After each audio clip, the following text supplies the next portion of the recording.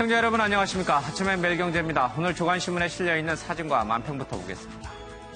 매일경제 일면입니다. 자사고 일괄 폐지 반대 거리로 나온 학부모들의 모습이 좀 보입니다. 서울시 교육청이 자율형 사립고 일괄 폐지 방침을 밝히자 이에 반대하는 학부모들이 저렇게 길게 시위를 벌이고 있습니다. 문재인 정부 들어서 여러 개혁적 조치들이 이루어지고 있습니다. 당장은 큰 혼란으로 비춰질 수도 있고 또 장기적으로 봤을 땐 그렇게 가는 게 맞다라고 생각하시는 분들도 있는데 이 간극을 어떻게 메워갈지가 큰 관건인 것 같습니다. 물론 이거는 국가에서 하는 것이 아니라 서울시 교육청에서 하는 거긴 합니다만은 지역별로도 좀 차이는 있습니다. 조금 더 봐야 될 것 같습니다. 청와대 앞길 개방 시민들과 함께한 김정숙 여사의 모습이 좀 보여 있습니다. 1968년 1.1 김신조 사태 이후에 50여 년 만에 처음으로 청와대 앞길이 개방이 됐죠. 시민들과 함께 박수 치르는 모습이 있습니다. 조금 더 권력이 국민한테 다가갔다 그런 의미로 좀 해석하고 싶습니다. 1950년대 판문점 남북은 취재도 경쟁이었다라는 모습이 좀 실려 있네요. 대한민국 역사 박물관에 있는 모습인데요. 1951년 10월부터 1953년 7월까지 휴전회담이 열리는 동안 이를 취재하고 있는 양쪽의 이 취재 경쟁도 불만했다라고 하고 있습니다. 북한도 제대로 진실을 전했을까 모르겠습니다.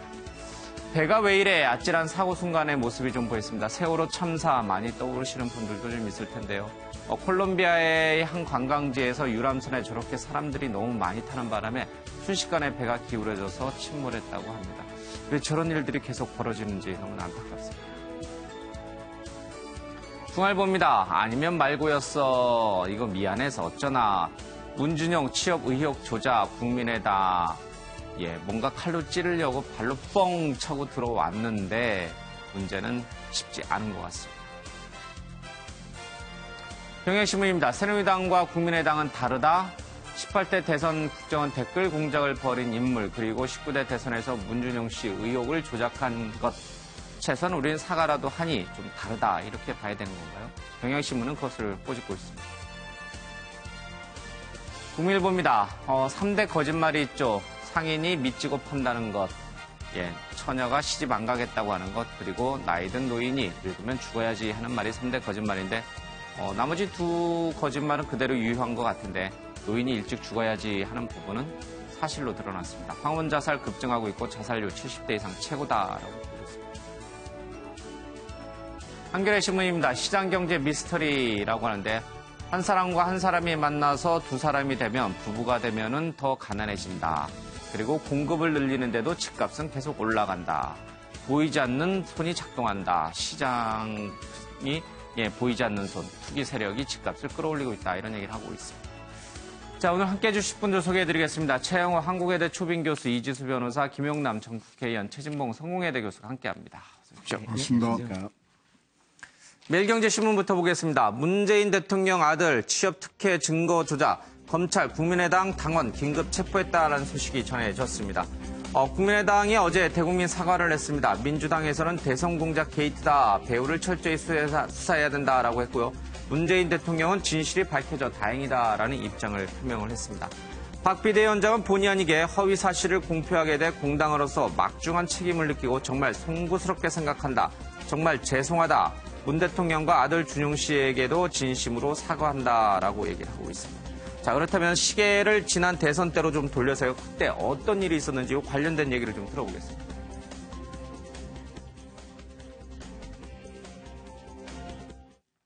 얘기를 해서 어디에 이력서만 내면 된다고 얘기를 했던 것 같은데 아빠가 하라는 대로 해서 들었던 걸로 나는 그렇게 알고 있었어. 그리고 그렇게 소문이 났고 그렇게 얘기를 들었어. 국민의당은 문준용 씨의 미국 파슨스 스쿨 동료 증언을 근거로 문준용 씨의 고용정보원 입사와 관련 당시 문재인 대통령 후보 개입 의혹을 언론에 발표했습니다. 그러나 당시 국민의당에 제보된 카톡 캡처 화면 및 녹음 파일이 조작된 것으로 밝혀졌습니다. 본의 아니게 국민 여러분께 허위 사실을 공표하고 혼란을 드려서 공당으로서 막중한 책임감을 느끼고 정말 송구스럽게 생각을 하고 있습니다. 정말로 죄송합니다. 아울러 당사자인 문재인 대통령과 그 아들 준용 씨에게도 진심으로 사과를 드립니다.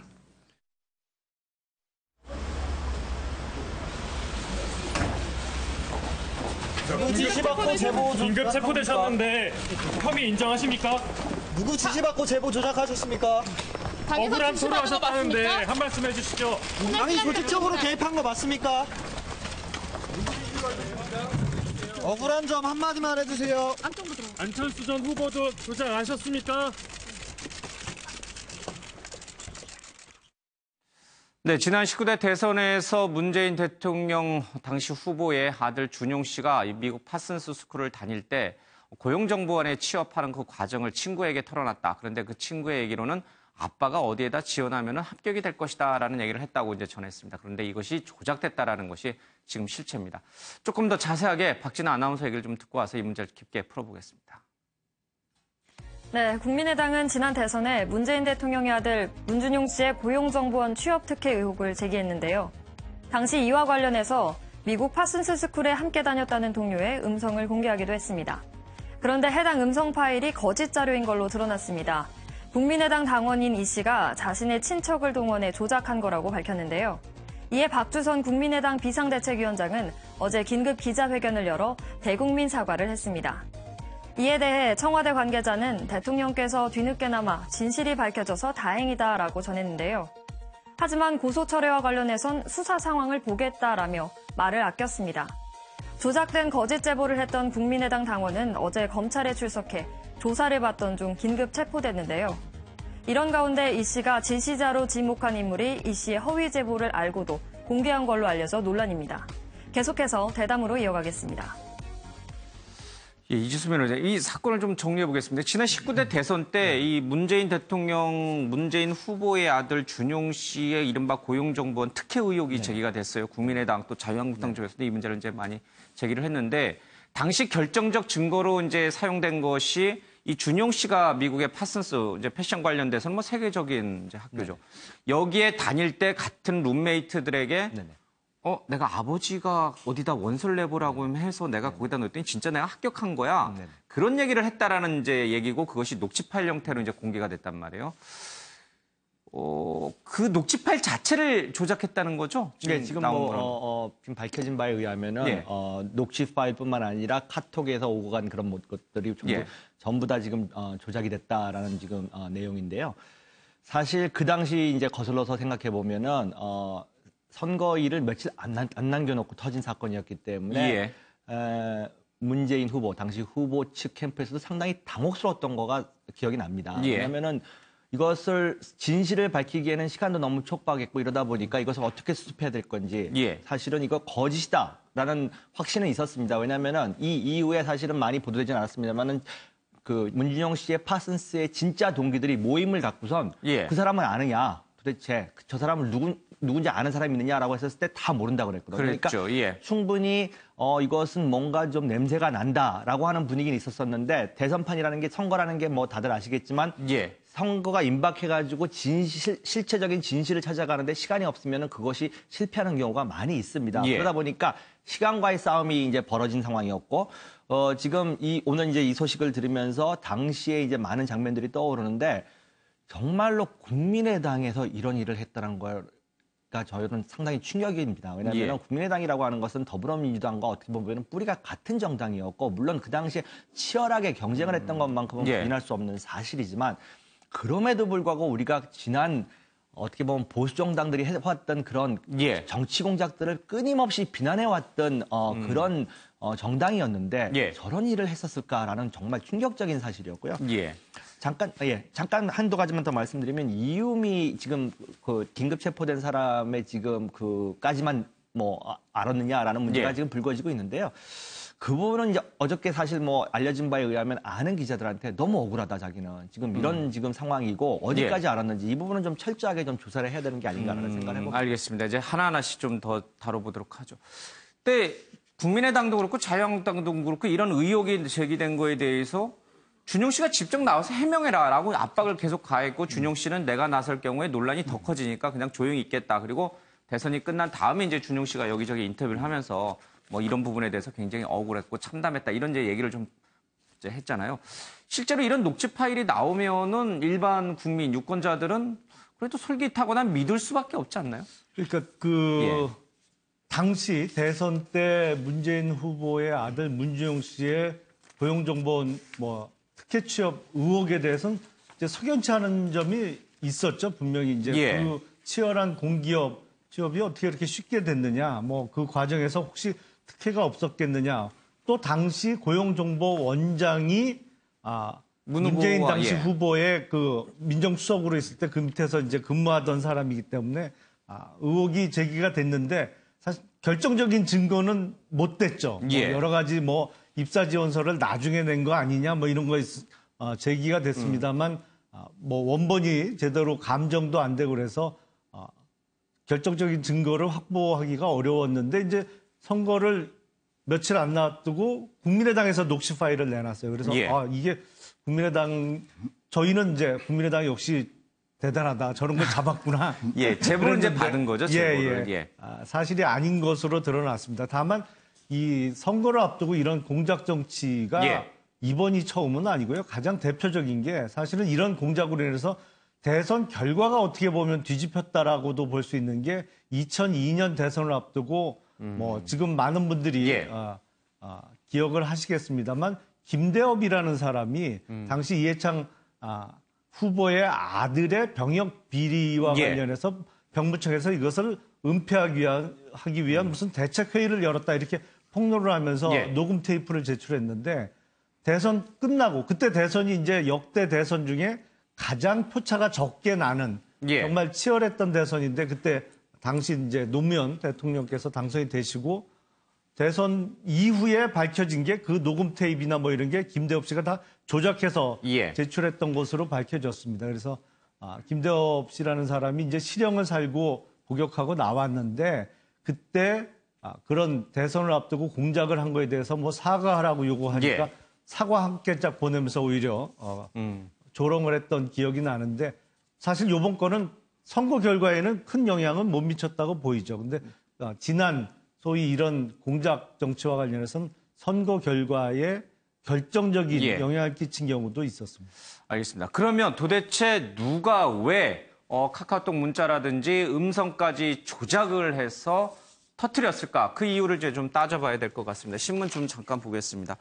자, 국민의당에서는 이 당원인 이유미 씨의 개인적인 책임을 강조하고 있는 그런 모양새입니다. 이에 대해서 여당인 백혜련 대변인 얘기인데요. 안 후보를 비롯한 당시 선대위 책임자들이 과연 이 사실을 몰랐을지도 여전히 의문이다. 배후가 있는지 철저히 조사해라 이런 얘기를 하고 있습니다. 이에 대해서 국민의당 쪽에서는 이준서 전 최고위원에게 해당 내용을 전달했고 당은 이 전 최고위원을 신뢰해 특혜 채용 의혹을 제기한 것이지 조직적인 당 차원에서 이뤄진 것은 아니다라고 적극적으로 해명을 하고 있습니다.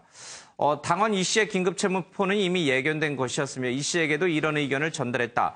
민주당 주장처럼 국민의당에서 꼬리 자르기식은 아니다라고 해명하고 있습니다. 자, 그런데요, 당 선대위가 과연 정말 몰랐을 것인가 하는 부분에 대해서 여권에서는 여전히 의구심을 갖고 있습니다. 내가 혼자 주도의 의혹을 제기한 것은 아니다라는 주장을 좀 펴고 있는데 당시 당원 이유미 씨로부터 제보된 녹음 파일을 건네받은 국민의당 이준서 전 최고위원의 얘기입니다. 나 혼자만의 선택으로 녹음 파일이 오픈된 건 아니다. 대학원 동료라는 A씨의 녹음 파일을 공개한 과정에 대해서 당 공명선거 추진 단장을 맡았던 이용주 의원한테도 들려줬었다.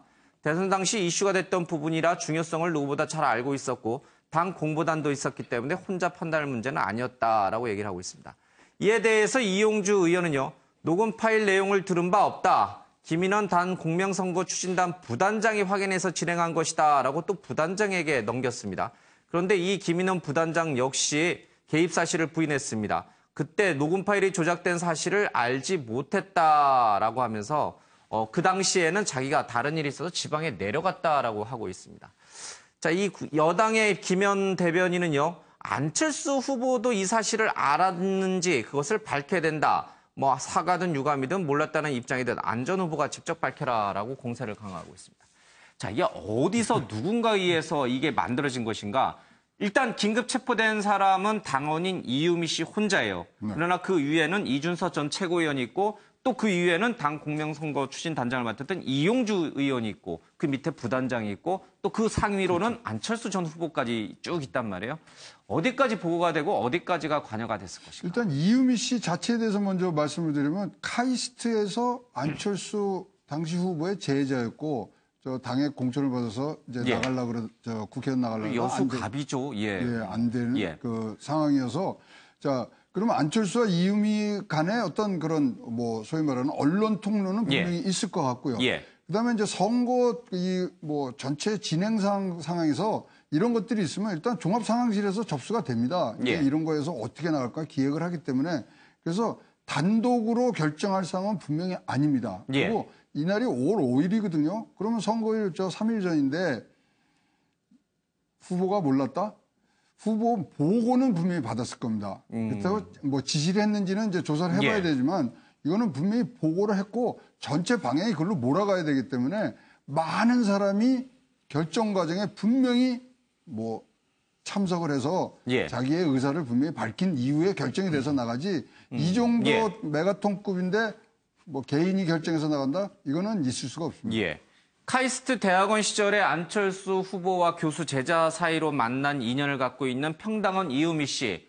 본인은 계속 억울하다고 얘기하고 있어요. 나 혼자 한 게 아니다. 당에서 이렇게 하라고 한 그런 의미로 이제 얘기를 하고 있는데 당은 선을 긋고 있습니다.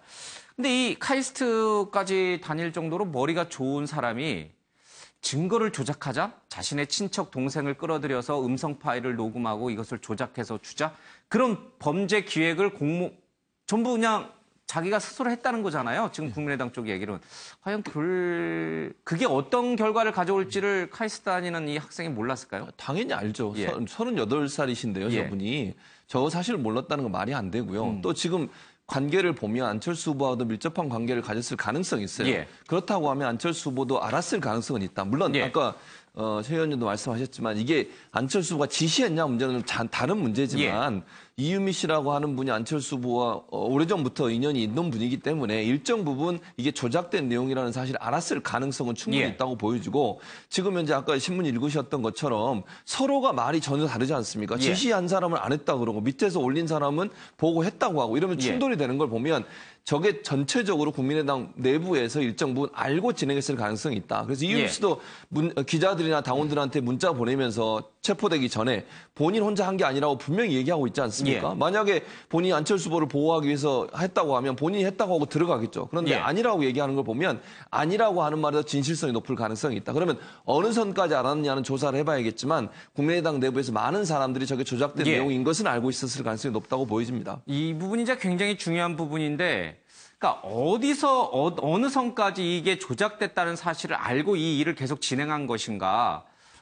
지금 이제 핵심적으로는 이유미 씨 본인은 알죠, 당연히. 이제 자신의 친척 동생을 끌어들여서 이거 음성 파일까지 조작을 했으니 본인은 아는데 이 바로 위에 있는 이준서 전 최고위원 이분도 안철수 후보가 영입한 1호 인물이에요. 그렇죠? 이분이 알았느냐 몰랐느냐가 굉장히 중요한데 어느 한 언론을 보니 이분은 대선이 끝나면은 고소, 고발 이런 거는 다 대부분 취하되는 거야. 문제가 안 될 거라는 거예요. 대선이 끝나고 나면 승자 쪽에서 다 취하시켜주기 때문에 이게 약간 조작을 해도 나중에 큰 처벌은 없을 거야라는 얘기를 언론가에 이제 얘기해서 했다라는 얘기가 들려 나왔는데 물론 이제 이유미 씨 주장입니다만 과연 이준서 전 최고위원은 알고 있었을까요? 글쎄요, 그 부분에 대해서 여기서 단정적으로 말씀드리기 상당히 조심스러운 부분이 있습니다. 지금 조사가 진행 중인 상황이기 때문에 그분이 알았다 몰랐다 단정적으로 말씀드리기는 어려운데요. 제가 시청자들의 그 편의를 위해서 대선 캠프가 대체적으로 어떻게 돌아가는지를 말씀을 드리겠습니다. 대선 기간이 되면요 수많은 제보들이 들어옵니다.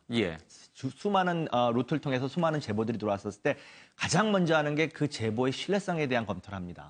그래서 그것이 어느 정도 왜냐하면 역공작이라는 것도 있기 때문에 그런 거에 대한 사실관계를 계속해서 추적하고 이것이 어느 정도로 진짜 믿을 만한 건지에 대한 체크가 이루어집니다. 그리고 나서 정무적 판단과 공보적 판단이 다 함께 모여가지고 이것을 공표할 것인지 말 것인지를 체계적으로 결정을 하는 것이 대선 캠프입니다. 그런데 이런 제보를 한 개인밖에 모르고 그것을 터뜨렸다. 그다음에 그 당시를 기억하시는 분들은 기억하시겠지만 대변인단들이 거의 융단 폭격을 했습니다. 이 예. 팩트를 가지고 정말 문준용 씨 하나 개인을 갖다가 정말 난도질을 저희들이 했다라고 말을 하는데 예. 정말로 안 후보도 얘기했습니다. TV 예, 토론회에서. 엄청나게 그 한 개인을 두고선 거의 모든 당이 이제 증거라는 걸 가지고 이제 했기 때문에 여러 가지 정황상 그다음에 대선 캠프가 돌아가는 어떤 생리적인 측면을 예. 봤었을 때 한 개인이 조작을 하고 다 책임지고 하고 했을 만한 가능성은 저는 많지 않다라고 봅니다. 예. 그러니까 이 그러니까 저게 진실이라고 이제 믿었던 거겠죠. 그러나 저것이 조작된 거라시라는 사실을 어느 선까지 알고 있었느냐가 이제 중요한데 당 공명선거 추진단장인데 이용주 의원은 또 검사 출신이시잖아요. 이 부분에 대해서 어느 정도 나름 신빙성이 있다라고 판단을 하셨을 거 아니에요. 그렇죠? 그럼 이분도 속은 건가요? 아니면 이용주 의원조차도 이게 조작된 사실을 알고 있었던 걸까요? 그거요, 뭐, 현재 상태에서 단언하기는 어렵습니다만, 예. 앞서 말씀하신 대로 제일 먼저 신빙성 체크를 하거든요. 예. 그러니까 이 지금 녹음된 파일에 나오는 파시스트 동료라는 예. 사람이 누구냐. 이제 공개적으로는 그 사람의 신변 보호를 위해서 이름을 안 밝힙니다만, 예. 당 내부에서는 적어도 이 사람이 누구냐, 어떠한 경위에서 이게 녹음에 참여하게 됐냐, 이런 것을 체크를 하거든요. 그러니까 녹음의 주체가 누구냐를 그렇죠. 확인하는군요. 예. 그걸 안 하고는 뭐 발표할 수가 없죠. 예. 자신이 없으니까. 어느 정도 자신이 있어야 이제 대외적으로 그걸 갖고 이제 공격을 해 나갈 수가 있는데 한 가지 좀 오해를 했다면 만약에 이게 일반적인 명예훼손이나 이런 거면 선거 이후에 뭐 선거 끝났으니까 고소고발 다 취하하자. 그것도 뭐 장담할 수 없는 일입니다만 만약에 일괄해서 양측이 다 고소고발 취하는 거로 하자면 끝날 수가 있어요. 하지만 이거는 공직선거법상의 허위사실 유포거든요. 선거 때 이제 낙선을 목적으로 해서 허위사실을 유포한 혐의로 지금 고소가 됐기 때문에 그것은 고소가 취하되더라도 뭐 수사에 별반 지장이 안 생깁니다. 그러니까 법률적으로 얘기하는 소위 친고죄가 아니기 때문에 수사도 계속 이루어질 수도 있고 법적인 처벌도 이루어집니다. 그리고 국민의당에 만약에 이 녹음 테이프 조작에 대해서 관여하신 분들이 좀 이 대선 이후에는 잘 무마가 되지 않을까라고 착각을 하셨다면 이게 큰 그 착각한 것 중에 가장 잘못된 게 뭐냐면 2002년 김대엽 씨는 자신이 증거를 조작해서 도훈 후보가 당선이 됐어요. 그래서 본인 하나 처벌받는 선에서 끝났지만 이건 아니잖아요. 그리고 그때 5월 5일이면 판세가 이미 어느 정도는 굳어졌을 때거든요. 그러니까 아마 뭔가 단단히 오해를 했던 것으로 보입니다. 알겠습니다. 이게 뭐 너무나 엄청난 일이니까요. 그리고 또 이주섭 변호사 말대로 나름의 어떤 중도 진보를 표방하고 있는 정당에서 벌어지는 거기 때문에 도덕성이 생명인 그 진보 진영에서 일어났던 일이기 때문에 큰 충격을 좀 가져다 주고 있습니다. 어디까지 파장이 갈지는 좀 더 지켜봐야겠습니다. 당장 인사청문회에서 국민의당이 지금 이제 각 그 장관 후보자들에 대해서 부도덕성을 공격을 하면서 이제 이 발목 잡기를 하고 있다라고 여당은 지금 믿고 있잖아요. 이 지금 여론 자체가 너희들은 떳떳하느냐라는 게 이제 문자폭탄 형태로 많이 갔었는데 이 일을 계기로 그게 더 강화될 것 같다. 강화되고요. 지금 여소야 되지 않습니까? 그래서 이제 이 뭐 대치 국면이라면 좀 너무 과장된 표현입니다. 하여튼 지금 딱 막혀 있는 이 상황에서 민주당이 얼만큼 이것을 계속적으로 의혹 제기를 하면서 밀어붙이느냐가 사실 또 관전 포인트 중에 하나거든요. 그러면 지금 여당인 민주당도 이거를 지렛대 삼아서 인사청문 약간 D라는 개념으로 접근한다는 건가요? 할 수도 있죠. 왜냐하면 지금 이제 검찰이 수사를 하고 있는 중이기 때문에 그거를 뭐 확정적으로는 쓰지 않겠습니다만은 일단 국민의당 사실 공당으로서는 해서는 안 될 일이거든요. 그러니까 존폐 위기까지 갈 수 있습니다. 다행히 일단 문재인 대통령이 먼저 뭐 이게 잘 진실이 밝혀져서 다행이다. 좋다. 이렇게 해서 큰 이제 그림은 그려놓으셨으니까 그렇지만 지금 이럴 때는 이제 민주당이 앞으로 어떻게 이 사건을 더 이제 확전을 시키냐 아니냐 문제고요. 지금 전체적으로 국민의당뿐만 아니라 지금 이거는 안철수 후보까지는 분명히 올라간 상황에서 끝나기 때문에 거기까지 가는 기간이 짧아질 거냐 길어질 거냐에 따라서 국회도 잘 돌아갈 수 있느냐 없냐 그런 상황으로 나올 수 있을 것 같습니다. 지금 얘기가 나왔습니다는 지금 이제 이렇게 되면 이 파장이 어디까지 갈 것인가? 물론 이제 좀 더 조사를 해서 어디까지 연루가 됐는지, 어디까지 조작 사실을 알았는지가 먼저 밝혀져야 되겠습니다만은 국민의당 또 안철수 전 후보 당의 존립까지도 영향을 미칠까요? 그럴 가능성도 있죠. 얼마나 잘 대처하느냐의 문제라고 봐요. 국민의당이 정말 한골탈퇴라고 하는 말처럼 예. 모든 진실을 밝히고 책임 있는 사람들을 책임을 묻고 그리고 다시 태어나겠다는 모습을 예. 보이지 않고요. 만약에 꼬리자리를 했다는 말이 예. 사실로 밝혀지면요. 지금 저 상황보다 훨씬 더 나쁜 상태로 갈 수 있습니다. 예. 이유미 씨는 지금 본인 혼자 안 했다고 얘기를 하고 있는데 당에서는 이유미 씨 혼자 했는 걸로 지금 몰고 가고 있지 않습니까? 그런데 검찰 수사 과정에 만약에 다른 사람이 개입이 됐거나 윗선까지 개입이 됐다는 게 밝혀져 보면 어떻게 되겠습니까? 예. 저 사과가 거짓 사과라는 게 되는 것이고요. 공당으로서 너무 무책임하고 당원 한 사람을 꼬리자리를 해서 자기들이 살겠다고 하는 모습이 국민들한테 보이지면요. 당의 존립 자체에 위협이 올 수 있기 때문에 저는 예. 지금이라도 당 자체적으로 조사해서 책임 있는 사람들의 책임을 묻고 예. 본인들이 새로 태어나는 모습을 국민들한테 보여줘야만 다시 국민의당이 설 수 있지. 안 그렇다고 하면 제가 볼 때는 훨씬 더 어려운 상황에 빠질 예. 가능성이 있다고 보여집니다. 안철수 전 후보의 이미지에는 어떤 영향을 줄까요? 저 이유미 씨라는 분은 이제 사제관계이고 그리고 이 이준서 전 최고위원은 또 본인이 영입한 영입 1호 인사인데 안철수 전 후보의 이미지, 참신, 깨끗 뭐 이런 이미지였는데 어떤 영향을 줄까요? 그러니까 지금 어쨌든 국민의당이 이게 조작된 거였다고 사과를 했기 때문에 소위 안철수 전 의원이 얘기했던 새정치하고 뭐 거리가 멀 뿐만 아니라 완전히 상반된 예. 행동을 보여준 것은 뭐 틀림없는 사실입니다. 그러니까 안철수 전 의원의 어떠한 말의 무게가 앞으로 실리기가 좀 곤란한 상황이 아니냐.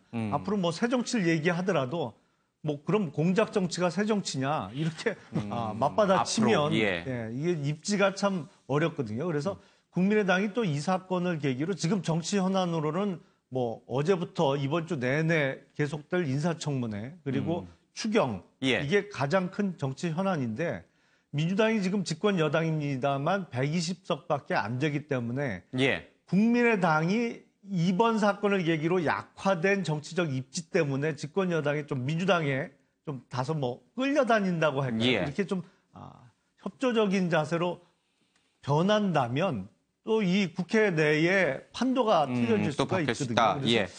좀 걱정은 되는데 그래도 지금 문제 제기가 많이 되고 있는 일부 후보들, 예. 학자적 양심이라든지 아니면 어떤 업계와의 밀착 관계가 지금 드러나고 있는 예. 후보에 대한 검증은 적어도 철저히 해야 되지 않을까 싶습니다. 예. 버스 동원 경선에 이어서 증거 조작이라고는 엄청난 악재를 만났습니다. 국민의당의 존립도 위험하다라는 얘기도 좀 흘러나오고 있습니다.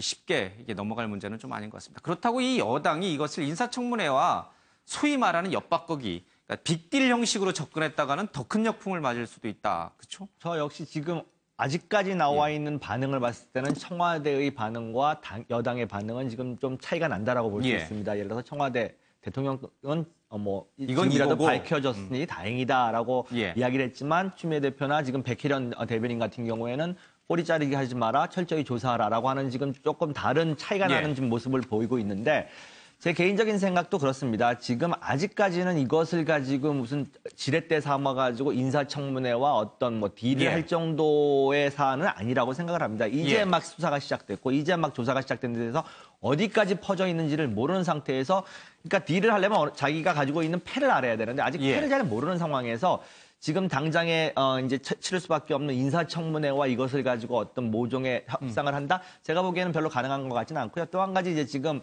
국민의당이 더 난처할 수밖에 없는 게 어제 이제 그 사과를 하긴 했습니다만 저것이 사과가 사실은 자체 감사나 조사에 의해서 어떤 사실이 밝혀져 가지고 사과를 했다라고 하면은 조금 다를 수가 있는데 예. 수사가 목밑까지 와 있는 상태에서 이유미 씨가 보고를 했고 그래서 당혹스럽다 이게 어디까지 올지 모르겠다라고 해서 어떻게 예. 보면 떠밀려서 지금 사과를 한 거기 때문에 국민의당 입장에서는 더더욱 난처할 수밖에 없는 지금 국면으로 접어들고 있다고 예. 저는 생각하고 있습니다. 검찰, 그러니까 민주당이 대선 기간 동안에 고발을 했고 그것이 이제 수사 턱선까지 와 있으니 이유미 씨로도 어쩔 수 없이 이제는 진실을 털어놔야 된다라고 얘기하면서 떠밀려서 사과한 것이니까 좀 본질은 좀 더 다르다. 어저께가 참고인으로 출석을 했다가 피고인으로 피의자로 지금 전환이 됐기 때문에 그랬죠. 예. 무언가 검찰에서는 결정적인 걸 내놨을 겁니다. 알겠습니다. 뭐 이쯤 이제 그만했으면 됐다. 사과했으니 됐다. 이제 그만 덮자라고 하는 부분 여론도 분명히 있겠습니다만은 조금 더 실체적 진실을 좀 드러냈으면 좋겠다라고 하는 여론도 상당히 강한 것 같습니다. 사건을 조금 더 보도록 하겠습니다. 자, 세계일보인데 어제 이것도 상당히 파장이 큰 기사인데 이런 게 일본 언론을 통해서 나왔기 때문에 뭐 저는 개인적으로 신빙성에서 약간은 이제 의문을 좀 제기합니다만은 어쨌든 일본 아사히 신문이 제기한 보도인데요. 박근혜 정부가 북한의 정권 교체 계획을 세웠다라는 얘기를 하고 있습니다. 박근혜 전 대통령이 2015년 12월 남북 당국자 회담이 결렬된 뒤에 김 위원장을 지도자의 자리에서 끌어내리려는 공작을 추진하는 정책 결정 서류에 서명했다라고 주장하고 있습니다. 이 정책은 국정원이 주도해서 만들었고 상세한 내용은 알려지지 않았지만 김정은의 은퇴, 망명, 암살 등의 계획이 포함됐다 얘기를 하고 있습니다. 박근혜 전 대통령이 이런 보고서를 보고선 굉장히 기뻐하자 국정원이 비슷한 내용의 명랑 보고서를, 그러니까 대통령의 표정을 밝게 하는 보고서를 반복해서 작성했다는 것이다. 이런 얘기를 하고 있고요. 그리고 이 북한 주민의 생활은 안정돼 있다. 이해관계가 일치하는 고관들은 걸쭉하고 있어서 지도자 교체 가능성은 낮다라는 보고를 하면은 박근혜 전 대통령이 묵살했다라고 보도를 좀 하고 있습니다. 당연히 국정원은 사실 무근이라고 하고요. 청와대 한 관계자 역시 북한의 정권 교체에 대한 얘기는 뭐 아이디어 수준에서는 할 수 있지만 이렇게 정책이나 문서로는 하지 않는다라고 선을 긋고 있습니다. 아사히 신문 보도가 사실인지 아니면은 당시 청와대에서 근무했던 관계자의 말이 사실인지는 좀 지켜보겠습니다. 먼저 이 관련된 보도 좀 잠깐 보겠습니다.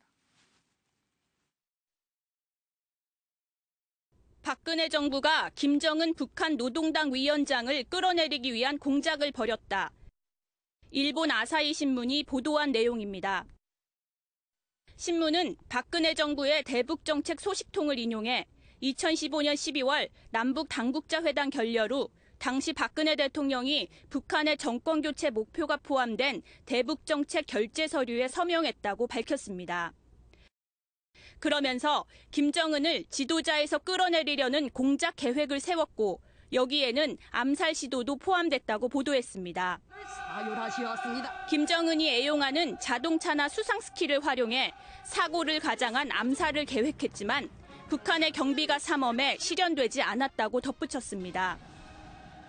신문은 박근혜 정부가 암살이라는 극약 처방을 꺼내든 건 8년 만에 열린 남북 대화가 빈손으로 끝났고 당시 북한에 대한 미국의 강경한 태도가 영향을 미쳤다는 분석까지 곁들였습니다. 그러면서 신문은 김정은의 실각 상황이 한반도 유사 사태로 번질 것을 경계해 박근혜 정부가 한국의 개입이 알려지지 않도록 주의를 기울였다고 전했습니다. 이와 관련해 우리 국정원은 사실 무근이라며 공작 계획 자체를 부인했습니다. 일각에서는 남북 대치라는 특수한 상황 속에서 어느 정부에서나 구상해 볼 수 있는 대북 정책이 와전된 것이란 분석도 나옵니다. MBN 뉴스 김지영입니다. 글쎄, 뭐 일본 언론을 불신하지는 않습니다. 일본 언론이 나름대로 대북 정보망을 갖고 있기 때문에 우리 한국 언론보다도 어쩌면 더 많이 알고 잘할 수 있는 부분이 분명히 존재하겠습니다만 그건 어디까지나 휴전선 너무 북쪽과 관련된 그런 직접 통로에서의 경우이지 우리 남한에서 우리 한국에서 이 핵심 권력의 핵심 부인 청와대에서 벌어진 일을 우리 한국 언론보다 일본 언론이 더 잘한다고는 저는 개인적으로는 생각하지 않습니다. 그래서 이 보도의 신빙성은 좀 따져봐야겠습니다만은 그래도 전제를 해서 사실이라고 한다면 정말 김정은의 제거, 망명, 뭐 이렇게 구테타, 뭐 이런 계획을 정말 박근혜 대통령이 짰고 실행 계획을 국정원이 짰고 이것을 승인했다라고 한다면 이거는 또한 엄청난 일입니다. 마치 전쟁을 불러올 수도 있을 정도의 그런 큰 일일 수 있는데 가능성 어떻게 보세요? 글쎄요, 그 북한의 급변 가능성에 대해서는 철저히 대비를 해야죠. 시나리오는 있겠죠, 당연히. 그렇죠. 여러 가지 시나리오를 준비하고 철저히 준비를 해야 되는 것도 맞습니다. 그리고 김정은 정권이 얼마나 갈지 아니면 그 정권의 수명을 단축시키기 위해서 우리가 어떠한 일을 해야 된다면 저 개인적으로는 지금 김정은 정권 아에서 핍박받고 있는 북한 주민을 위해서라도 우리가 해야 할 일은 마땅히 해야 된다고 저는 생각을 합니다. 그래서 저 아사히 신문의 원문을 제가 보지 못해서 저 공작이란 단어가 아사히 신문에 들어간 단어인지 아니면 우리 측에서 보도하면서 넣은 단어인지는 모르겠습니다만 공작이란 단어가 저기 들어가는 것은 적절해 보이지는 않고요. 사실은 어떤 계획 내지는 대책을 수립해 놓는 것은 충분히 가능하다고 생각하는데 사실은 저 정도를 박근혜 전 대통령이 직접 서명할 정도로 우리 쪽에 역량이나 준비가 되어 있느냐. 저는 사실은 그거는 좀 의문입니다. 우리 힘으로는 북한 정권을 무너뜨릴 수 없다 이런 뜻인가요? 왜냐하면 김대중 정부 시절부터 사실은 북한 내에 우리 측의 어떤 정보원, 소위 얘기하는 슈민트라고 하죠. 슈민트가 붕괴되기 시작해서 지금은 어떠한 뭐 고급 정보를 빼내기에 부족할 정도로 많이 와해가 됐고 우리나 저쪽이나 소위 얘기하는 이제 신분을 감추고 들어가서 활동하는 사람들이 있습니다. 소위 이제 흑색으로 활동한다고 하죠. 뭐 중국을 통해서 입국해서 활동하는 사람이 있습니다만 우리가 북한에 보낸 흑색 공장원이 만약에 한 명 있다 그러면 북한에서 우리 쪽에 보낸 저쪽 표현대로 하면 또 공작원이 제가 보기엔 100명 이상 있습니다. 그래서 그러한 작전 내지 계획을 우리가 단독으로 수행할 만한 역량을 갖췄고 그게 정말 있다고 판단해서 당시 박근혜 대통령이 어떠한 계획에 서명을 했느냐. 그거는 글쎄 신빙성에 조금 저는 의문을 제기할 수밖에 없습니다. 그러니까 이게 지금 미 당국이 오사마 빈 라덴을 암살하려는 계획을 짰고 그것을 오바마 대통령이 직접 실시간으로 이제 뭐 화면을 통해서 지켜본 일은 있었잖아요. 그와 비슷하게 우리 국정원이 김정은이 뭐 열차를 타고 어디 시차를 가든 어떻게 했을 때 암살 계획을 했고 실제 시도까지 하려고 했으나 중간에 포기했다라는 게 저 아사히 신문의 보도예요. 이거는 미국이 오사마 빈 라덴 암살하는 것과 우리 정보 당국이 김정은을 암살하는 거는 굉장히 그 차이가 있죠. 크죠. 왜냐하면 미국이 했을 때는 전쟁 상황이었어요. 그러니까 아프간에서 미군이 작전을 수행하고 있는 중에 오사마 빈 라덴을 타겟으로 해서 참수를 한 거거든요. 그런 상황이기 때문에 지금은 이제 북한과 우리는 전쟁 상황은 아니지 않습니까? 대치한 상황이지만 그러면 지금 저 아사히 신문의 보도가 사실이라고 하면 그냥 누군가가 몰래 침투해서 사고나 아니면 무슨 우발적으로 일어난 사건처럼 포장을 해서 참수를 하겠다 이런 내용인데 그 내용 자체가 신빙성이 낮다고 보여지고요. 다만 아이디어 차원에서 충분히 얘기가 가능하다고 봐요. 우리가 국방부에서 몇 번 그 발표한 내용을 보면 김정은 참수 작전에 대해서 훈련하고 있다 이런 얘기들이 나오고 있지 않습니까? 뭐 필요하면 할 필요도 있겠죠. 그러나 저게 정부에서 구체적으로 계획을 세워서 실행의 단계까지 이르도록 한다. 이건 조금 생각을 달리해야 될 부분이다. 아사히 신문이 보도한 내용은 그런 아이디어 차원에서 우리 군이 계획하고 있고 만약의 사태에 전쟁이나 국지전이 발발했을 때에 그런 상황에서 참수작전에 동원되거나 아니면 개입할 수는 있겠지만 지금처럼 이런 상황에서 참수작전에 개입을 했을 경우에는 아까 말씀하신 것처럼 전쟁 상황으로 갈 가능성도 있기 때문에 그런 부분들을 고려하지 않고 정부가 그걸 구체적으로 계획을 세워서 실제적으로 실행 단계까지 가기에는 아직은 좀 거리가 있다. 다만 어떤 상황 뭐 우리가 예측하지 못한 상황이 돼서 국지전이나 아니면 전쟁이 발발할 상황이 됐을 때는 그때는 적극적으로 가서 참수작전을 해야 되겠죠. 그러나 지금 같은 평상시 상황에서 저런 일이 실제 일어날 가능성은 좀 낮다. 아사히 신문은 아이디어 차원에서 얘기했던 내용을 실제 존재하는 것처럼 썼을 가능성이 있다고 보여집니다.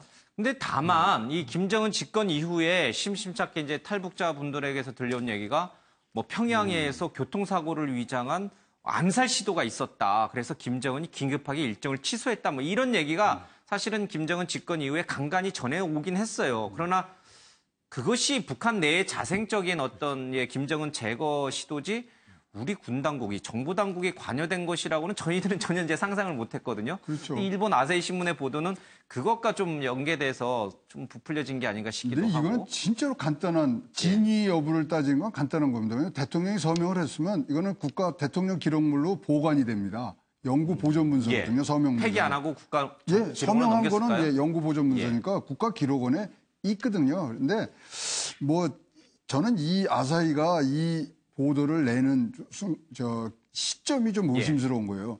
한미 정상회담이 바로 앞전에 있는데 아사히가 지금 뭔가 의도를 갖고 내지 않았느냐는 의혹을 좀 가집니다. 왜냐하면 지금 한미에서 분명히 또 북 얘기를 할 거고 한국 정부는 이런 것까지도 다 검토를 했던 정부다라는 걸 또 뭐 부각을 시킨 등등의 어떤 뒤에 여러 가지 전략과 뭐 생각을 갖고서 교묘한 시기에 발표를 한 그런 거 아닌가.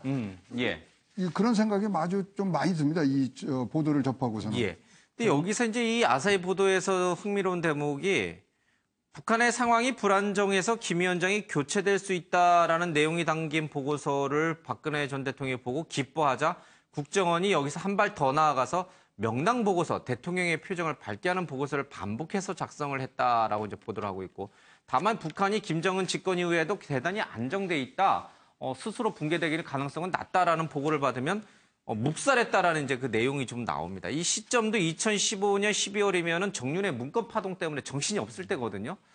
이때 이 당시에 북한 김정은이 무너져 내릴 수 있다 이런 보도를 하면 대통령이 엄청 기뻐해가지고 자 그러면 국정원이 김정은 제거 작전까지 담긴 보고서를 만들자 이렇게 생각했다라는 얘기인데 그러니까 지금 아사히 신문의 보도는 어마어마하게 고급 정보에 근거한 지금 이야기들이거든요. 저런 것들이 과연 언론사에 전달될 수 있다라고 저는 생각지 않습니다. 좀 전에 최 교수님께서 지적하신 부분에 제가 잠깐 보충적으로 설명하면 같은 일본의 언론사가 며칠 전에 어떤 이야기를 했냐면 미국의 셰넌 국무차관이 사드를 한국 내에 연내 배치하기로 대한민국에 요구했다라는 것도 같은 언론에 나왔습니다. 일본의 아사히 신문인데 지금 말씀하신 것처럼 왜 지금 아사히가 이런 식의 단독 보도를 일본 내에서도 단독입니다. 거의 한미, 남북 이 관계에 대해서 아주 우리나라에 있는 통치자들도 정말로 손에 꼽힐 만한 몇 분만 알 수 있을 만한 정보를 이런 식의 계속 시리즈처럼 내는 것 자체가 도대체 이게 무슨 의도를 가지고 있는지 저는 그렇게밖에 볼 수 없는 것 같고요. 지금 예를 들어서 아까 그 공작 문제도 대통령이 서명을 했다? 그 문서를 언론에 그게 전달될 것 같다라고 저는 상상할 수가 없습니다. 그런 문서에 서명을 했을 리도 없고요. 그런 것을 남겨놓지 않지 않겠습니까? 상식적으로 생각을 해도 그랬는데 그런 것들이 언론의 취재에 걸렸다? 글쎄요, 저는 그 신뢰성에 대해서는 상당한 의구심을 갖고 있습니다. 알겠습니다. 이 명랑 보고서는 어때요? 대통령의 마음을 기쁘게 해주기 위해서, 기뻐하시는 모습을 보고 더 기쁘게 해드리기 위해서 대통령이 좋아할 만한 일들을 보고서로 작성해서 제출한다. 그것도 국가기관인 국정원이. 이 명랑 보고서는 어떻습니까? 그러니까 그것도 국정원의 역할에서 그건 아니라고 봅니다. 예를 들어서 대통령이 보고받는 라인은 여러 개가 있습니다. 공볼 라인도 있고 또 여러 이제 크로스 체크도 하기 때문에 여러 라인이 있을 때 어떤 대통령이 좋아할 만한 성향의 뉴스들을 모아가지고 보고하는 라인들이 있을 수는 있겠지만 그것이 국정원이 취합을 해가지고 예를 들어서 취사 선택을 해가지고 좋아할 만한 명랑 보고서를 만들었다. 저는 저 취재 자체도 그렇게 신뢰성이 높지는 않은 거라고. 심기 보좌니 이런 얘기는 많이 있었잖아요. 이 기자가 아사히 생맥주를 너무 많이 먹고 글 쓴 거 아닌지 모르겠습니다. 근데 왠지 명랑 보고서 심기 보좌 꼭 이 일과 관련된 건 아닙니다만은 정부 부처에 또 청와대 참모들 사이에 좀 있었을 것 같다는 느낌은 좀 들긴 해요. 그럴 가능성도 있죠. 박근혜 전 대통령뿐만 아니라 모든 정부에서 비서관들이나 보좌관들이나 국정원 같은 경우에 어떤 통치자가 좋아하고 원하는 부분의 보고서를 만드는 것은 일반 회사도 그러지 않습니까? 그러니까 일반 회사의 사장들이나 회장들도 좋아하는 보고서 올라오면 좋아하고 칭찬받고 진급할 수 있으니 그런 부분에 있어서 심기라는 표현까지 쓰긴 좀 과할 수 있지만 명랑 보고서로 표현을 했으니까 통치자가 원하는 쪽으로 보고서를 만들 가능성은 충분히 있죠. 알겠습니다. 그래서 사실은 보고 라인이 단일화되면 안 됩니다. 그러니까 누가 걸러낼 수 있는 창구가 있으면 위험해지는 거예요. 그러니까 직접 여기저기 국정원이 됐던 기무사가 됐던 어디가 됐던 직접 대통령에게 걸러지지 않은 보고서가 들어와야 거기서 종합적으로 보고 판단할 수 있는데 이걸 누가 걸르기 시작하면 이제 한쪽으로 편향될 수밖에 없는 거죠. 예전에는 이제 대통령이 국정원장을 이제 독대하는 일이 흔했습니다만 이제 그것이 방금 말씀하신 대로 그런 정보의 일방향만 들어오면 왜곡된 정보가 전달될 수 있으니까 이제 그것이 많이 사라지긴 했습니다만은 그래도 이제 저런 일들이 좀 있네요. 어쨌든 신빙성은 좀 떨어지는 아사히 신문 보도다. 이제 내부는 좀 그렇게 보시는 것 같군요. 자, 정유라, 유섬나, 패터슨 한국 데려올 때 그가 늘 있었다라고 하는데 바로 이 박원백 법무부 송환 팀장의 얘기입니다. 정유라 씨 또 유섬나 씨 등등을 이제 한국에 데려올 때 그게 있었는데 정유라의 경우에는 TV에서 봤던 것보다 조금 통통해진 것 같다라고 이제 기내에서 얘기를 하니까 구치소에서 감자를 너무 많이 먹었어요라는 얘기를 하고 있고요. TV를 통해서 이제 K-팝을 뮤직을 많이 좀 봤다라고 하고 있습니다. 인천공항에 취재진이 대기 중이다라고 하자 변호인이 얘기할 거고 나는 아무 말 안 할 거다 이런 얘기를 했고 이 비행기에서 내릴 때가 가까워지자 정유라가 다리를 떨고 숨이 가빠졌다 이런 얘기를 좀 하고 있습니다. 반면에 유섬나 씨는 기내에서 밥도 하나도 안 먹고요. 성경만 읽었다고 합니다. 한 번도 도피한 적이 없다. 세상이 바뀌길 기렸다. 이런 식의 기자회견을 좀 하기는 했죠. 여러 가지 이제 사람들이 좀 있습니다. 정유라는 역시 담대하네요. 예. 예. 감자도 많이 먹고, 예. 물론 이제 이건 뭐 덴마크 구치소에서 먹었습니다만은 이제 기내에서 케이팝 뮤직도 들고. 그러니까 이제 그렇게 큰 동요는 없었다는 거예요. 준비가 잘 돼 있거나 아니면 정말 무제이거나 둘 중에 하나겠죠.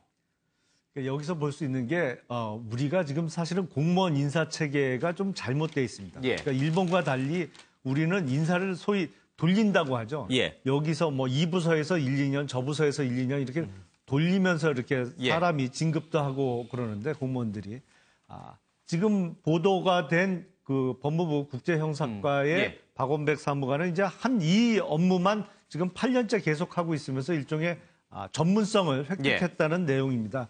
그러니까 외국에서 범죄인을 데리고 오는 것은 이제 두 가지 통로가 있는데요. 하나는 범죄인 인도 요청을 해서 데려오는 경우가 있고 형사사법 공조 요청을 해서 들어오는 경우가 있습니다. 뭐 자세한 설명은 안 드리겠습니다만 이렇게 우리도 공무원의 전문성을 좀 키울 수 있도록 한 부서에 오래 근무하면서 그 분야에 그야말로 베테랑으로 선장할 수 있게 지금 우리 어떤 공무원 인사 관행을 좀 바꿔야 될 필요가 있지 않나 싶습니다. 알겠습니다. 자, 이 박근혜 전 대통령의 국정농단 사태로 온 국민이 엄청난 스트레스를 받았다. 그래서 위자료를 좀 달라라는 집단 소송이 있었죠. 그 첫 재판이 있었는데 이 소송을 주도하고 있는 것이 노무현 전 대통령의 사위 각상원 변호사입니다. 근데 어제 재판장에서 이런 얘기했어요. 판사가 이런 말을 했습니다. 만약 청구가 인용이 돼서 전 국민이 소송을 걸면 피고인 박근혜 전 대통령이 갚을 능력이 있을까요? 라고 판사가 묻자 박상원 변호사는 그럴 능력이 있는지 없는지는 모르는 일이죠. 다만 그렇게 배상 판결을 내리라고 하는 것 자체가 중요한 일이다라고 이제 반론을 펴고 있습니다. 손해배상 금액은 1인당 50만 원으로 총 25억 원 정도라고 하는데 만약 이 소송이 승소하게 될 경우에 이제 다른 제2, 제3의 집단 소송도 이어질 수 있고요. 그런 측면에서 굉장히 좀 관심이 가는 대목인 것 같습니다. 보통은 이 대통령과 국가를 같이 상대로 이렇게 걸게 되는데 만약에 대통령이 갚을 능력이 없으면 국가가 갚아야 되는데 그거는 국민 세금이니까 국가는 뺐다라고 합니다. 이지수 변호사님, 이 집단 소송이 인용될 가능성이 있습니까? 그러니까 이게 재판부에서 받아들여져서 박근혜 전 대통령이 온 국민에게 1인당 50만 원씩 이제 이 정신적 위자료가 됐든 배상을 해줘야 될 그런 판결이 나올 수 있을까요? 글쎄요, 뭐 국정농단 사건을 지켜온 국민들에게는 분명히 통쾌한 뉴스인 것만큼은 사실입니다만은 법리적으로 봤었을 때 제가 봤을 때는 그렇게 가능성이 높지는 않다라고 봅니다. 이것이 과연 법이 지켜줘야 할 권익, 법익이었느냐. 국민들이 물론 상처받고 위로받아야 되는 것만큼은 뭐 사실관계이지만 그거 법이 지켜줘야 할 법익인지는 또 다른 문제거든요. 그런 측면에서 봤었을 때 이 사건이 승소하거나 인용될 가능성은 제가 개인적으로 봤을 때는 별로 높지는 않다. 다만 국민들에게는 상당히 통쾌한 그런 소식인 것만큼은 분명해 보입니다. 한 50만 원 받으면 저도 그걸로 좀 여름 휴가비에 법리적으로는 인용될 가능성은 거의 제로에 가깝습니다. 근데 제가 보기엔 조금 부적절해 보이는 것이 이 소송의 대리를 하필 노무현 전 대통령의 사위가 지금 하고 있어요. 글쎄, 뭐 본인의 어떠한 작고하신 전 대통령의 사위라는 입장에서도 이런 인용 가능성이 없는 소위 이벤트성의 소송, 어떤 기사거리를 제공하기 위한 이런 이벤트의 대리인으로 나서는 것은 좀 삼가했어야 되지 않나 싶습니다.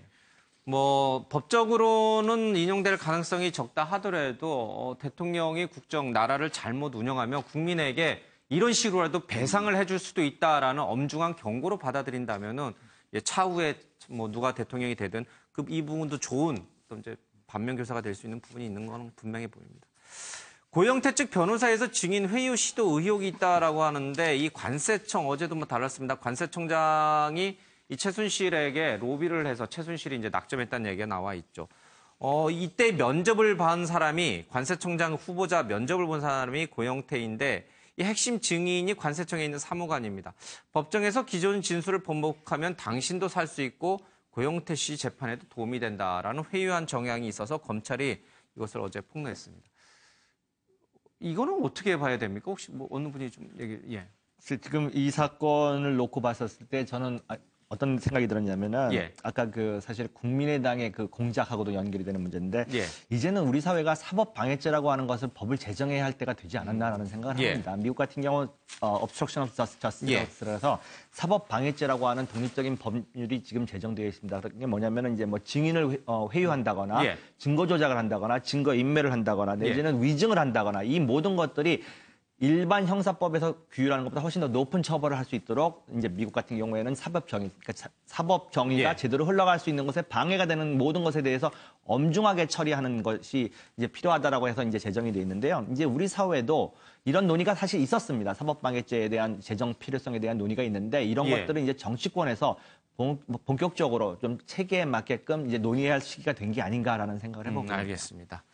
좀 이제 좀 달라져야죠. 달라지면 뭐 자꾸 뭔가 조작하고 회유하고 뭐 이런 일은 좀 없었어요. 근데 뭐 지금 말씀하신 대로 사법방해죄를 우리가 신설하는 것도 하나의 해결 방법이 될 수 있습니다만 예. 사실은 우리나라 그 법원에 판례만 바뀌어도 해결 바로 되거든요. 우리는 지금 공무집행방해 너무 약해요. 죄에 처벌이. 대해서 예. 그거에 대해서 수사기관에서 어떠한 거짓말을 하더라도 예. 그거의 진실 여부를 밝혀내는 게 수사기관의 예. 책무기 때문에 그거는 공무집행방해가 안 된다는 것이 우리나라 법원의 판례입니다. 사실은. 예. 그래서 공무집행방해가 안 되다 보니까 이런 허점들이 나오는 건데 예. 그 법원의 판례, 기존의 그 입장만 바뀌어도 사실은 거의 대부분이 다 해결되는 문제거든요. 알겠습니다. 뭔가 좀 제도적으로 좀 정비가 좀 필요해 보이긴 하는 것 같습니다. 최순실의 비서 역할을 했던 이영선 경호관이 지난달 파면을 좀 당했습니다. 경호관의 위상을 실추한 것이다라는 게 이제 청와대의 설명이긴 합니다. 이게 예전에 이제 전두환 전 대통령 장세동 씨의 생각이 자꾸 나는데 이게 자기가 모셨던 대통령에 대해서 충성을 다하는 게 경호관의 도리입니까? 아니면은 대통령이 국민을 위해서 진실을 알리는 게 이 경호관의 도리입니까? 지금 이제 이영선 경호가 예. 앞에 그 논리를 따르고 있네요. 자기 상관을 보호하고. 예. 그러니까 자기가 명령 받은 거에, 지시 받은 거에 따라서 그것을 이행했을 예. 뿐이다. 그런 입장으로 가는데요. 지금 뭐 여러 가지 지금 뭐 명예를 실추하고 경호관의 위상을 뭐 하고 등등이 나왔는데 사실 이제 뭐 많은 또 의혹들이 있어요. 예. 그러면 뭐 대포폰 갖고 그거 명예 실추했다고는 뭐 얘기할 수 없는 것 같고 예. 의혹들이 많기 때문에 이런 부분을 사전에 차단하기 위해서 지금 빨리 파면을 한 것 같고요. 예. 이영선 경호관은 자기의 가치관에 따라서 자기가 자기의 주군을 끝까지 모시는 자기 가치관에 예. 따라서 행동했으면 그거에 따른 마땅한 또 뭐 예. 벌과 또 상을 받은 뭐 그러한 입장에서 이거는 중간에서 봐야 될 것 같습니다. 예. 뭐 이영선이나 윤 전 추전 행정관에 대해서는 대통령에 대한 의리와 신뢰를 끝까지 지켰다라고 해서 또 이렇게 높이 박수 치는 분들도 일부 있겠습니다만은 대다수의 국민은 사실은 그게 좋게 보이지는 않은 게 또 맞는 것 같습니다. 자, 사회면 가겠습니다. 칼부림 신고 요청에도 구경하듯 사진만 찍다니라는 얘기요. 대낮에 서울 강남 노산 항복판에서 칼부림 일이 있었습니다. 대여섯 명의 시민들이 위험을 무릅쓰고 범인을 제압을 했는데 주변에 있던 시민들이요, 같이 돕기보다는 스마트폰을 꺼내서 찰칵 찍는 그런 일을 좀 벌였다고 합니다. 관련된 기사 좀 잠깐 보고 오겠습니다. 흉기를 든 한 남성이 다른 남성 2명과 건물 앞에서 몸싸움을 벌입니다. 결혼정보업체를 운영하는 여성에게 김모 씨의 흉기가 날아든 건 어제 오전 11시 반쯤이었습니다.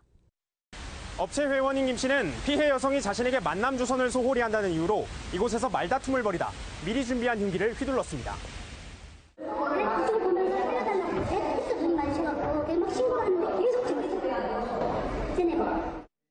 피해자는 목과 가슴에 중상을 입었지만 시민 2명이 나서서 남성을 제압한 덕에 더 큰 참변은 피했습니다.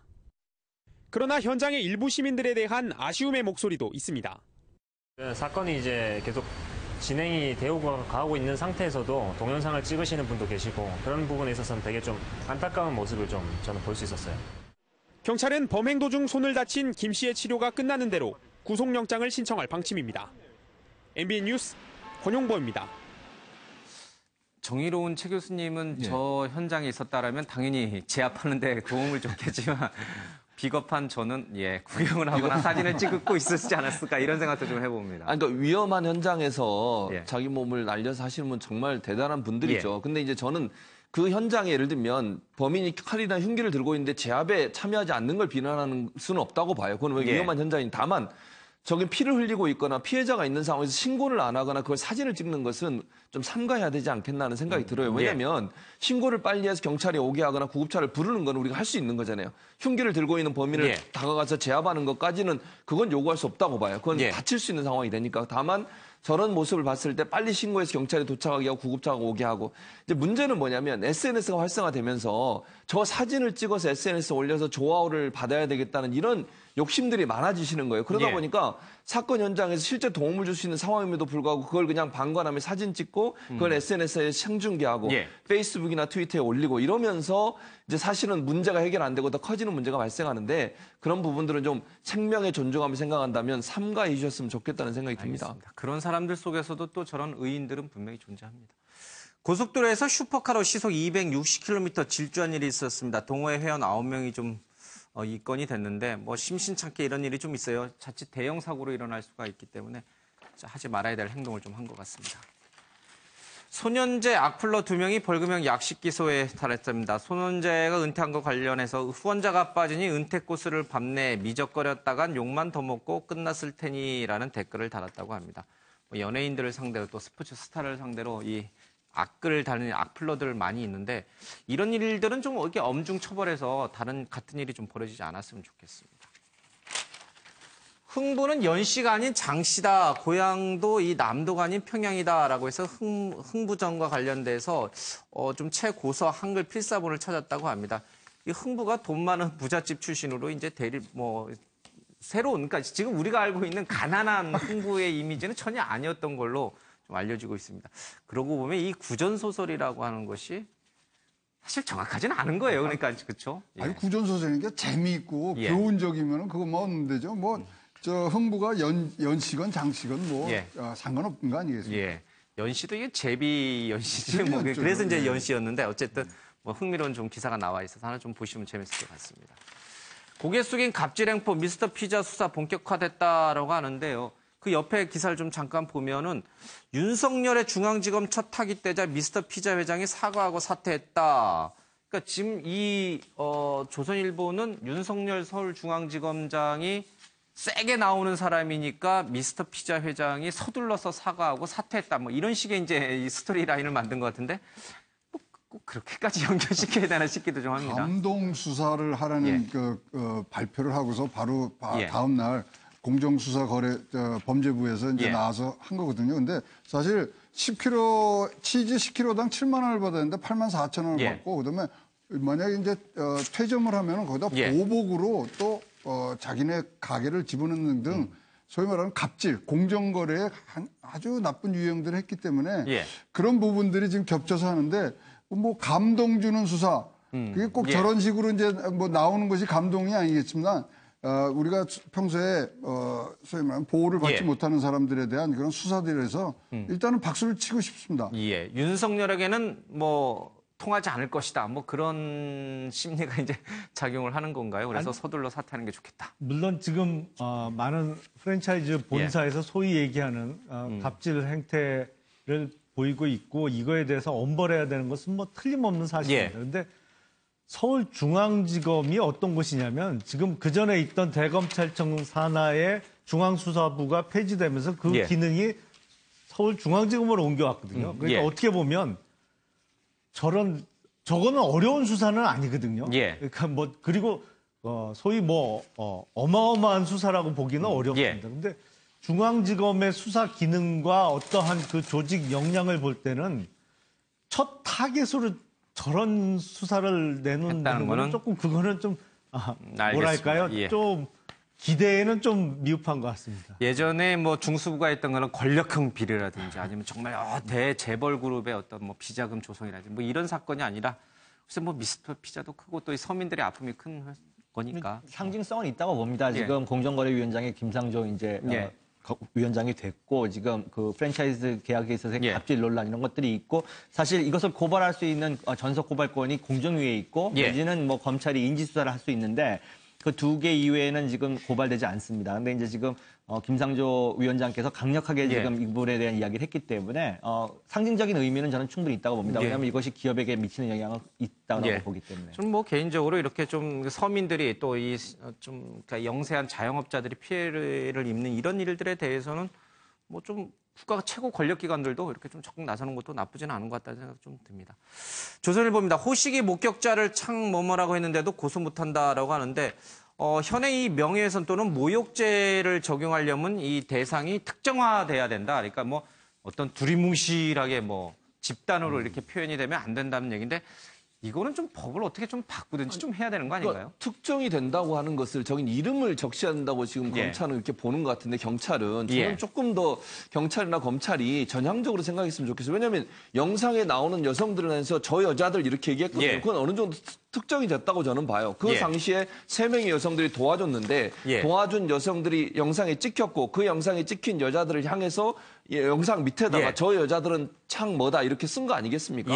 그럼 이름은 쓰지 않았지만 인물은 특정된 거 아닌가요? 그 정도까지는 생각해서 저렇게 얘기하는 분들을 처벌해야 될 텐데 조금 아쉬운 부분이 있는 것 같습니다. 저도 이 부분에 있어서 특정이 안 돼서 고소가 어렵다는 경찰의 법률 해석은 조금 의문입니다. 이 정도면 특정할 수 있다? 특정이 됐다라고 보는 것이 오히려 자연스러운 법률 해석이고 지금 뭐 모욕죄나 명예훼손죄의 기존 판례도 이름을 명확히 밝히지는 않았지만 누군지 특정이 가능하면 성립된다는 기존에 많은 판례들이 있거든요. 그래서 이거는 조금 재검토가 필요하지 않을까 싶습니다.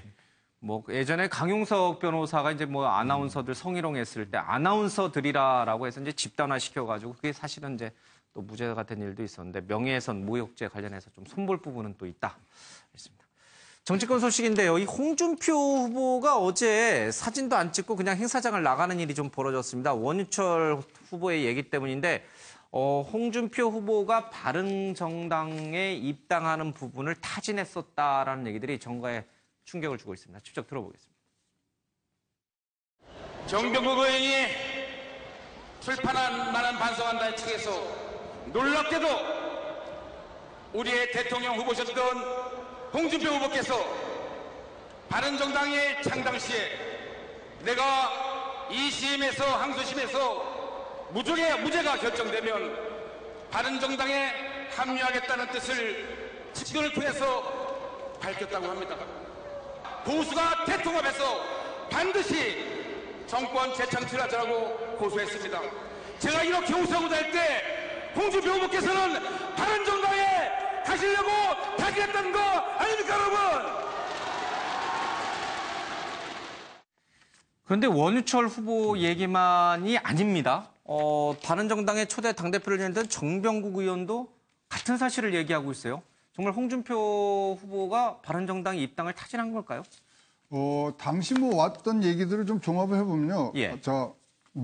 홍준표 의원 측 얘기를 들어보면 우리 당에 바른정당으로 오시면 여기 반기문 총장도 있고 거기서 유승민 또 후보도 있고 그러니까 거기서 경선을 해서 흥행을 해서 했다고 제안을 받았다고 이제 말씀을 하신 거고 지금 이제 또 이쪽에서는 정병국 의원들은 자기뿐만 아니라 그것을 들은 의원들이 여럿이 있는데 와서 타진을 했다.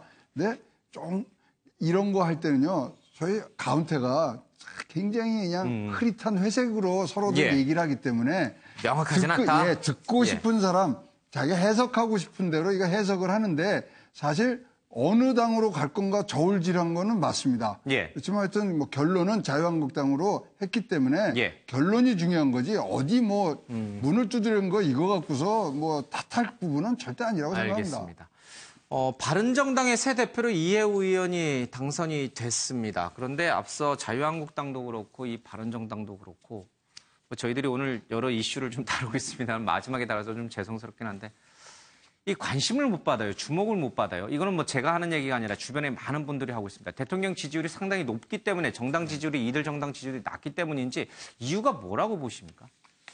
글쎄요, 아무래도 방금 말씀하신 것처럼 대통령 지지율이 지금 너무 높고 지금 최근에 이제 많이 좀 떨어지고는 있습니다만은 그 다음에 지금 굵직굵직한 그 정치적인 이슈들이 많이 있지 않습니까? 인사청문회부터 시작해가지고 지금 남북 관계 또 한미 정상회담 이런 굵직굵직한 정치적 뉴스들이 많다 보니까 아무래도 지금 여당을 제외한 나머지 야당 또 게다가 야당들이 지금 너무 분열돼 있다 보니까 국민들도 어떤 면에서는 좀 뭐랄까 피로감도 느끼고 있는 상황이고 이런 것들이 아마 복합적으로 작용한 것이 아닌가라고 생각을 하는데요. 제 개인적으로 한 말씀만 더 드리면 사실 이혜원 당대표에 대해서는 저는 높은 기대를 갖고 있습니다. 지금 이혜원 대표가 그 당대표 유세 과정 중에서도 협치할 건 협치하겠다.